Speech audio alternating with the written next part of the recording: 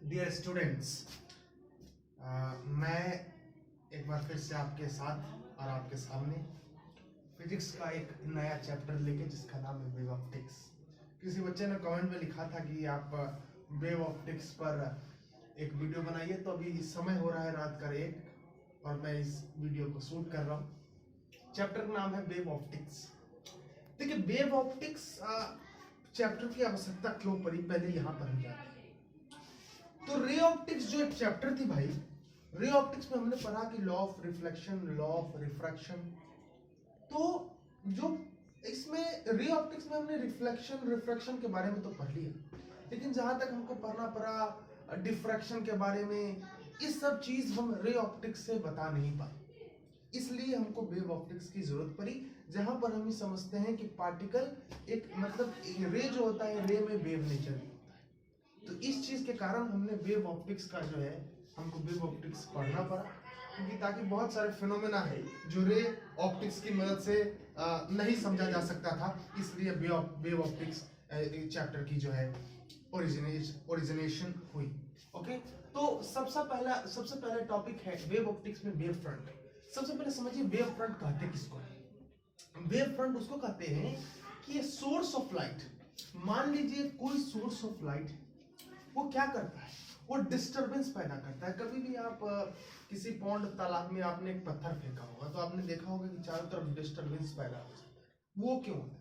वो इसमें यही फिनोमेना वेव ऑप्टिक्स होता क्या है कि सोर्स ऑफ लाइट, कोई भी source of light same distribution in different direction. एक सोर्स ऑफ लाइट सेंड करता है डिस्ट्रीब्यूशन इन डिफरेंट डायरेक्शन। फिर क्या करते हैं, and continuous locus of all point. Locus मतलब किसी भी बिंदु को कहा जाता है। किसको कहा जाता है?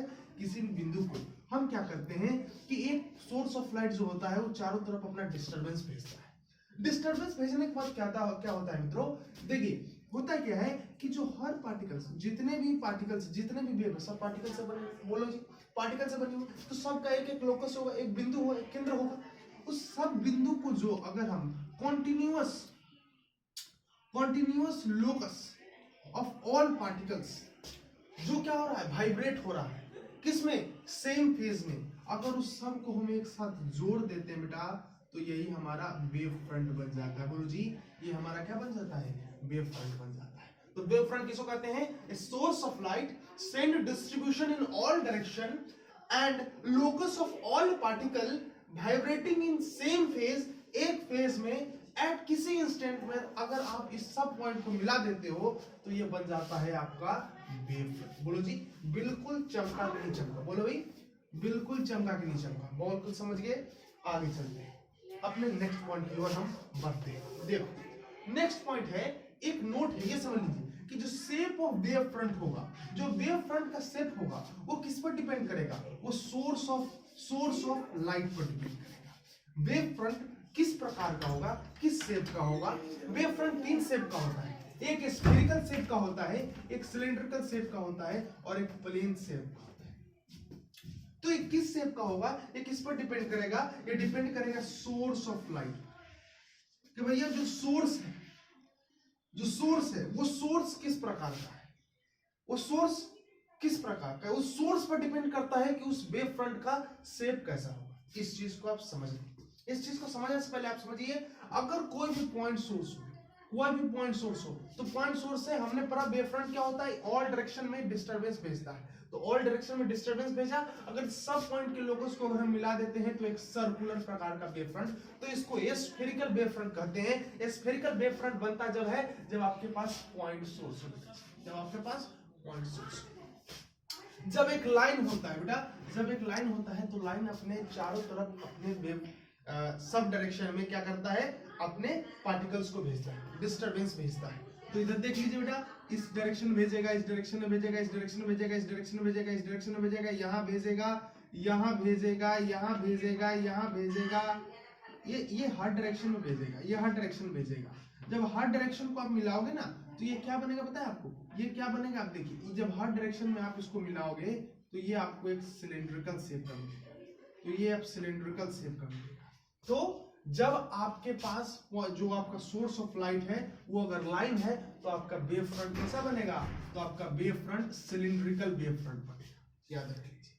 अब प्लेन वेव फ्रंट कैसे बनेगा, याद रखिए, जब पॉइंट सोर्स से जो रे ऑफ लाइट आती है वो काफी दूर से आती है, अगर वो पॉइंट सोर्स से सीधा रे निकलता है तो अगर पॉइंट सोर्स रहता है और पॉइंट सोर्स से दूर से, बहुत दूर से अगर रे ऑफ लाइट बनता है तो उस रे ऑफ लाइट से जो बनने वाला वेव फ्रंट होता है उस वेव फ्रंट को हम प्लेन वेव फ्रंट कहते हैं। बेटा जी हमने बेसिक समझ लिया कि वेव फ्रंट किसको कहते हैं और शेप ऑफ वेव फ्रंट किस किस प्रकार का होता है, और शेप ऑफ वेव फ्रंट ये हमने सोचा, ये हमने सीखा, ये देखो हमने क्या सीखा कि जो शेप ऑफ वेव फ्रंट है बेटा वो डिपेंड करेगा किस पर, कि upon the source of light, कि लाइट का सोर्स क्या है। देखो कभी देखा है तो कितना अच्छा, मतलब समझ रहे हो, मतलब किस प्रकार का चैप्टर हम लोग पढ़ने जा रहे हैं और काफी इंटरेस्टिंग होने वाला है। आप हमारे साथ बने रहिए, हम आपको ऐसे ही इंटरेस्टिंग मजा देते रहेंगे, पढ़ते रहिए, खिलखिलाते रहिए, हंसते रहिए। पॉज कीजिए। देखिए वेव ऑप्टिक्स की कड़ी में हम आगे बढ़ते हुए अब हम समझेंगे हाइजेंस प्रिंसिपल। हाइजेंस प्रिंसिपल एक बड़ा ही इंपॉर्टेंट प्रिंसिपल है, आपसे 2 या 3 मार्क्स में इसके कुछ पूछ सकता है, ये क्या है, कैसे है, क्या नहीं है, बताइए। हाइजेंस प्रिंसिपल कहता क्या है, सबसे पहले बात मेरी समझने का आप प्रयास कीजिएगा। देखो देखो लड़का, ये कहता क्या है, it states that every point on the given primary wave front act as a source of secondary wavelets। मतलब समझिए, बहुत आसान भाषा में मैं आपको समझाने का प्रयास करता हूं। इफ दिस इज, मैंने बताया था वेव फ्रंट, लाइन के बारे में, लाइन वेव फ्रंट के बारे में मैंने आपको पहले बताया था, जो सिलिंड्रिकल शेप निकलता है, मैंने आपको पहले बताया, बोलो बताया थे नहीं, सोर्स ऑफ लाइट के बारे में मैंने बताया था। तो मान लीजिए यह एक लाइन है, कहता क्या है, it states that every point on a given और primary wave front, if this is a primary wave front, इसको मैं यदि कहूंगा, इसको यदि मैं कहूंगा प्राइमरी वेव फ्रंट, देखिए बेटा इसको यदि मैं कहता हूं प्राइमरी वेव फ्रंट, तो कहता है कि every point on the given, अगर मान लीजिए इस पर कोई हम पॉइंट देते हैं, मान लीजिए point source, this is point source, this is point source and this is point source. इस पॉइंट सोर्स को हम लोग वेवलेट्स भी कहते हैं, क्या कहते हैं बेटा, वेवलेट्स भी कहते हैं, इस पॉइंट सोर्स को हम वेवलेट्स भी कहते हैं, ठीक है। ये जो वेवलेट्स है क्या कहता है, it states every point on the given और primary wave front, every point, जो भी पॉइंट प्राइमरी वेव फ्रंट पर, जो भी वेवलेट्स है प्राइमरी वेव फ्रंट पर, act as a source of secondary wave front, act as a source of secondary wavelets. ये कैसे होता है ये आप समझिए, ये प्राइमरी वेव फ्रंट पर बचे ये वेवलेट्स है, ये किस पर है, प्राइमरी वेव फ्रंट पर मौजूद ये वेवलेट्स, ये एक्ट एज करेंगे कैसा, सेकेंडरी वेवलेट्स के लिए as a source, secondary wavelets के लिए एज अ सोर्स। ये कैसे मैं बताता हूँ आपको। और मान लीजिए मैंने आपको पहले बताया था पॉइंट सोर्स से निकलने वाला जो भी वेव फ्रंट होगा उसका शेप क्या होगा, सर्कुलर। बेटा जी बहुत ही बढ़िया आपने समझ लिया, सर्कुलर होगा, इससे भी सर्कुलर निकलेगा, इससे भी सर्कुलर निकलेगा, इससे भी सर्कुलर निकलेगा, इससे भी सर्कुलर निकलेगा, इससे भी सर्कुलर निकलेगा। हाइजेंस प्रिंसिपल एक यह भी कहता है कि आप सर्कल के टेंजेंट को अगर आप जोड़ देते हैं तो एक नया वेव फ्रंट बन जाता है बेटा। तो अगर आप टेंजेंट देख लीजिए, अगर आप टेंजेंट को जोड़ दिए तो ये एक सेकेंडरी वेव फ्रंट है, this is secondary wave front है, सेकेंडरी वेव फ्रंट है, सेकेंडरी वेव फ्रंट है। और सेकेंडरी वेव फ्रंट पर मौजूद वेवलेट्स को हम क्या कहते हैं, सेकेंडरी वेव फ्रंट पर मौजूद वेवलेट्स को हम क्या कहते हैं, सेकेंडरी वेवलेट्स। क्या कहते हैं बेटा, सेकेंडरी वेवलेट्स। इस बात को बिल्कुल गंभीरता से समझिए तो आप बहुत अच्छा कर सकते हैं।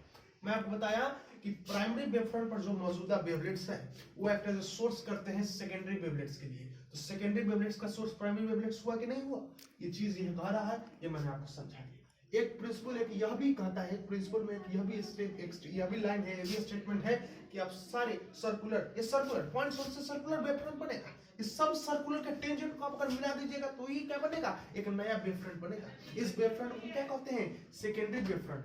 लेकिन एक चीज और दिया हुआ है कि डिस्ट्रीब्यूशन करता है, sending distribution in all direction, बेटा जी इन ऑल डायरेक्शन, मतलब आगे भी पीछे भी, जैसे आगे एक वेवफ्रंट बना वैसे पीछे भी एक वेवफ्रंट बन गया। तो इसको, इस वेवफ्रंट को क्या कहते हैं, इस वेवफ्रंट को कहेंगे फॉरवर्ड, इस वेवफ्रंट को कहेंगे फॉरवर्ड सेकेंडरी वेवलेट्स, एंड इस वेवफ्रंट को जो हम कहेंगे इसको हम बैकवर्ड